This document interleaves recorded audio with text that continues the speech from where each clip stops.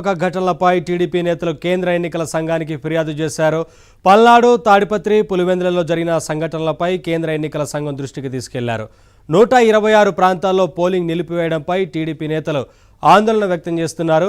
ఈవీఎంలను YCP నేతలు ధ్వంసం చేయడంతో పాటు ఓటు వేయకుండా వైసీపీ నేతలు భయభ్రాంతులకు గురి చేస్తున్న ప్రాంతాల్లో రీపోలింగ్ నిర్వహించాలని టీడీపీ నేతలు డిమాండ్ చేశారు.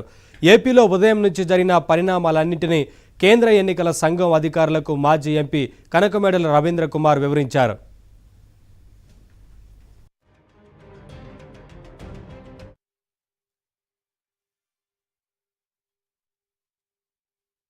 ఈ రోజున వైఎస్ఆర్సీపీ కార్యకర్తలు కొంతమంది ప్రజాప్రతినిధులు దౌర్జన్యపూరితంగా వ్యవహరిస్తూ ఎన్నికలు సజావుగా రాకుండా అడ్డం పడుతున్నటువంటి పరిస్థితులు ఉన్నాయి. అందులో ముఖ్యంగా పల్నాడు జిల్లాలో దాదాపు 1 డజన్ ఇన్సిడెంట్స్లు జరిగినాయి ఈ రోజున.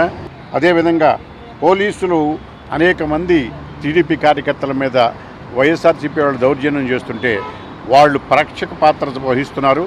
వాళ్ళ సమక్షంలోనే జరిగింది. వాళ్ళపైన ఎటువంటి కేసులు రిజిస్టర్ చేయలేదు, ఇప్పటివరకు చర్యలు తీసుకోలేదు. అలాగే పల్నాడులో కృష్ణదేవరాయలు గారు మా ఎంపీ క్యాండిడేట్ పైన దాడి చేయటం, ఓటర్లు చాలా లైన్లు క్యూలు పాటిస్తూ లైన్లో ఉన్నారు.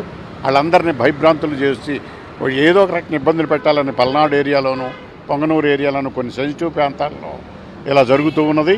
వాటిపైన ఎలక్షన్ కమిషన్ తగు చర్య తీసుకోవాలని, అలాగే పోలింగ్ వేగవంతం చేయాలని, అలాగే పోలింగ్ స్టేషన్లో ఉండేటటువంటి వాళ్ళందరినీ కూడా మొత్తం అందరినీ టైం ఎంత అయినప్పటికీ కూడా వాళ్ళ ఓటు ఎక్సర్సైజ్ చేసుకోవడానికి అందరికీ కూడా ఓటర్లందరికీ కూడా అవకాశం ఇవ్వాలని మేము ఎలక్షన్ కమిషన్ విజ్ఞప్తి చేసి ఓ రిప్రజెంటేషన్ ఇవ్వడం జరిగింది. చంద్రబాబు నాయుడు గారు కూడా ఒక లేఖ రాశారు. చంద్రబాబు నాయుడు గారు రాసినటువంటి లేఖలో ఈ ఇన్సిడెంట్ను కూడా కోట్ చేస్తూ అనేక చెప్పడం జరిగింది.